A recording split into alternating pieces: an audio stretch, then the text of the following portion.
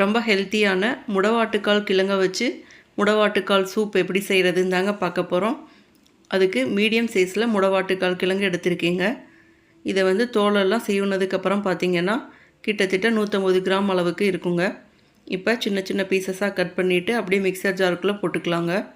கூடவே 4 பல் பூண்டு சேர்த்துக்கோங்க. கூடவே சின்ன துண்டு இஞ்சி எடுத்து கட் பண்ணி சேர்த்துக்கலாங்க.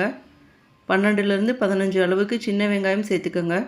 1/2 டீஸ்பூன் அளவுக்கு சீரகம், 1/2 டீஸ்பூன் அளவுக்கு மிளகு, 1/2 டீஸ்பூன் அளவுக்கு சோம்பு, ஒரு பச்சை மிளகாயை கட் பண்ணி சேர்த்துக்கோங்க.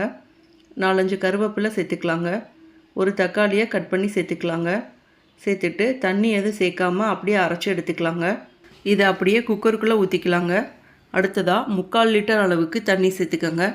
சூப்புக்கு தேவையான அளவு உப்பு சேர்த்துக்கோங்க. அடுத்ததாக 1/4 டீஸ்பூன் அளவுக்கு மஞ்சள் தூள், 1/4 டீஸ்பூன் அளவுக்கு கரம் மசாலா சேர்த்துக்கோங்க. ஒரு துண்டு பட்டை சேர்த்துக்கோங்க. கொஞ்சமாக மல்லித்தலை சேர்த்துக்கோங்க.